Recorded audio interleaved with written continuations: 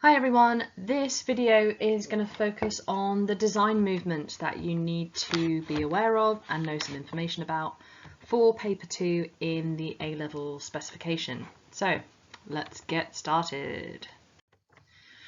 So these are the four different design movements that you need to know. We've got arts and crafts, art deco, we've got modernism and postmodernism. So nicely there are the same words in some of them to help you remember. And also the nice thing about these two at the end, Bauhaus and Memphis, is they're quite often compared to each other, and because they're quite contrasting design movements. So I'm going to take you through each one and just some key things about them, and I've linked a couple of short videos to help you. If you feel like you don't know enough about any of these, just a quick search on online or in YouTube will get you loads of videos about all the different types of things. Obviously you could go into a huge amount of detail with this, but I think as long as you know a few key things, maybe can name a designer from each one, I think you'll be absolutely fine. So let's get started. First one is arts and crafts. So you may have watched this video before. I'm not going to obviously play it here, but what I want you to do is go and put this into your YouTube search, arts and crafts, design in a nutshell, and you will get this video here. So go away and watch that video. That gives you an overview of the arts and crafts movement, and when you come back we'll talk through some of the key points. So hopefully you've watched that really short little video. So let's go through some of the key things about arts and crafts. This is not one of my favourite design movements. It's very kind of a bit old-fashioned, quite floral, quite frilly and patterny, and I don't know, it's just a bit, it's not really my kind of style. Some people like it, but you can see why it looks like that because it was around 1850 to 1900, so we're going back a fair way here. And the whole reason that arts and crafts became a big movement, remember a design movement is designers that all design under a certain style. They might have a certain belief system about what design should be, and it happens in a specific point in time inspired by maybe some worldwide events that are going on. Now, this happened because of the Industrial Revolution was making products that had no soul. They had no life to them.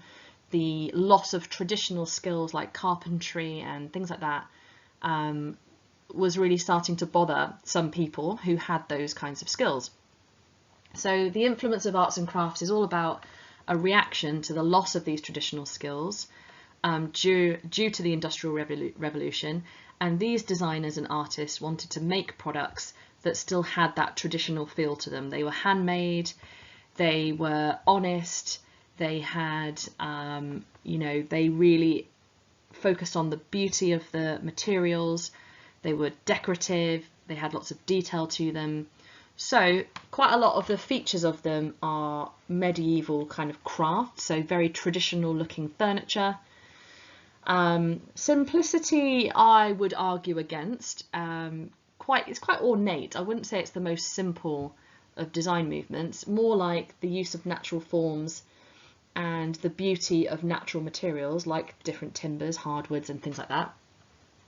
So quite ornate, lots of use of natural forms, quite decorative, looks like it's been made by a skilled craftsperson.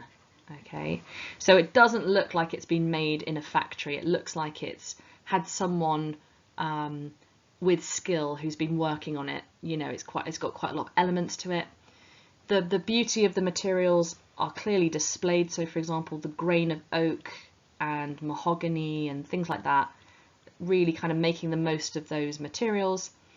And this was quite big, the use of patterns and natural forms on tiles and wallpaper. So all of this stuff here is this guy called William Morris. Good one for you to know. So the wallpaper in the background here is either William Morris or inspired by William Morris, and he did quite traditional looking prints like these, which are kind of very kind of arts and crafts based. So that these are kind of a good typical example of what an arts and crafts product would look like, including patterns like this. So a designer for you to remember for arts and crafts, William Morris. Right, the next one I wanted to talk to you about was, I just noticed that's a bit of an odd time. We'll ignore that for now. But Art Deco, couldn't find a very good video for Art Deco, but basically it has a huge amount of inspiration. It started kind of in the 1920s, so 1925, and kind of think about that sort of like 20s America, and kind of like all like these ornate sort of buildings, like this building, the Chrysler building in New York is a classic Art Deco sort of style. It has this pattern which is very famous in Art Deco, which is called like the sunburst pattern, which I've just drawn really badly here, but you get the idea. It has kind of like a pattern like this, and that is quite a classic kind of pattern. And you can see on the Chrysler building you've got this kind of like geometric sort of shapes, you know. So the influences of Art Deco in the 1920s, there was a growth of mass production, and actually this was inspired by a range of different styles like African carvings, Aztec and Egyptian motifs, but it was also quite geometrical, so lots of geometrical forms were used. There's the sunburst motif that I was talking about, quite stylized, used quite bold colours, lots of black and chrome. So if you think of like old-fashioned cinemas, or even like if anyone's ever been to the Playhouse in Cheltenham, that's quite Art Deco. So Art Deco, it looks like a classic old cinema, old-fashioned American, lots of ornate materials, black and chrome and bold colours. And some classic designers for Art Deco is someone called Clarice Cliff. If anyone's ever watched Bargain Hunt, they're always looking for Clarice Cliff ceramics. And this lady called Eileen Gray, who did a range of different types of furniture and things. But Art Deco, a really good example is the Chrysler building in New York, and remembering things like the sunburst motif, the geometric forms, and the influences from Aztec, Egyptian and African carvings. I hope that's helpful. It's a tricky one to pin down, but you get the idea, hopefully. Right, this one is Bauhaus. Now I know that this has been covered quite a lot in your theory lessons, hopefully, but if you want a little reminder, there is a really good video here. Put this into YouTube, Bauhaus Design in a Nutshell, and you'll get this little video. It's only a couple of minutes long. Have a quick watch of that. Once you've watched that, we'll carry on and I'll talk through the different features of this design movement. So hopefully you have watched that video. Now Bauhaus is a little bit more like my style. I like things that are a little bit more clean and a little bit more modern. So Bauhaus is modernism. Okay, so they believed in the function over the form. Okay, and they wanted products that were simple, boiled down to just their most important parts, but still had a really clean aesthetic to them. So it was inspired by the First World War, so different industrial methods and materials that were used during the war. And obviously during the war there were things like rationing, and use of different materials was limited, so it was kind of, you couldn't really make products that were overly ornate because you had limited materials. So it was all about geometrically pure forms, just stripped back to circles and squares and triangles, things that, you know, that are very, very simple. And it's all about, like I said, the form follows the function. So the Bauhaus was actually a design school in Germany, and designers from all over the world came to the Bauhaus to study. It was quite a funky place to live, and it was shut down sadly by the Nazis. because they were teaching some quite controversial things, and obviously the Nazis like to have control over all different types of policy and all that sort of stuff. So what happened is when the Nazis closed it down, all the Bauhaus designers went all over the world, hence why this design movement, you know, became popular in lots of other places all over the world. But here's some of the key things. So it really did embrace mass production, and they wanted everyday products for everyday people, but they were quality. They were designer products, but normal people could afford them. So the modern example of this, I feel, is IKEA. They design really, they use a lot of kind of quality classic design, but they are priced so that people can afford them.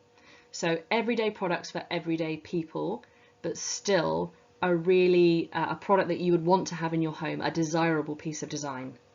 They used a lot of modern materials like tubular steel. So a lot of these chairs, so Marcel Breuer, one of the most famous Bauhaus designers, designed a lot of these sorts of chairs with tubular steel.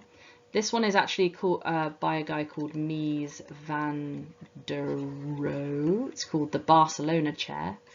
But yeah, trying to remember one or maybe Marcel Breuer as a name. And one of the most famous chairs that he designed was called the Wassily chair. If you Google it, I think you'll recognize it. And it was named after this artist. Anyone who's an artist listening, this is one of my favorite artists called Kandinsky. And his first name was Wassily or however you say it. So it was actually inspired by him. So maybe a little bit more research into that so you feel comfortable. But the Bauhaus had a massive impact, was influenced by the war, influenced by manufacturing, mass production, the function over the form, using modern materials and everyday products for everyday people. Right, the last one. This one contrasts massively with Bauhaus. This is Memphis. I'm not a fan of this design movement, and this is Post-modernism and Memphis. So again, if you pop that into YouTube, you'll find this video that comes up, again, just a couple of minutes long. Watch that video for a bit of a reminder, and then we'll talk through what Memphis is all about. Here's Memphis, not my favourite, but very distinctive. It was in the 80s, so it was kind of like a bit of a rebellion against modernism. So postmodernism is all about the look of the product, so the form over the function. They believed that less is a bore. So things like you know, less is more. They thought less is a bore. So they designed products that were more like sculptural one-off art pieces rather than an actual functional product. So they were playful, they were kind of a bit fun, they were bold, bright, they were more sculptural, and they really did overlook functionality. So for example, this one here, this is a bookcase.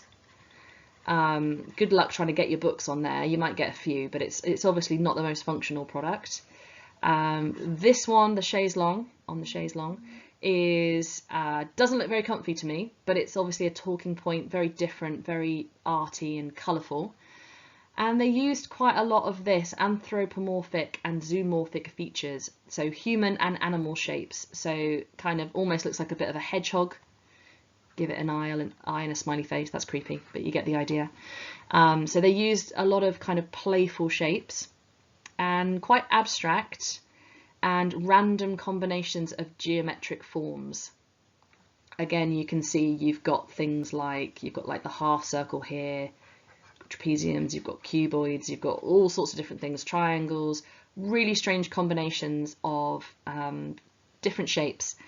They also used a lot of non-traditional materials, so quite a lot of like plastic laminates with bright colours on them. You can see that the laminate on the front of this unit is kind of textured and patterned. They used things like neon tubes and printed glass and lots of textures and lots of things that almost clashed. That was kind of like their thing that they liked to do.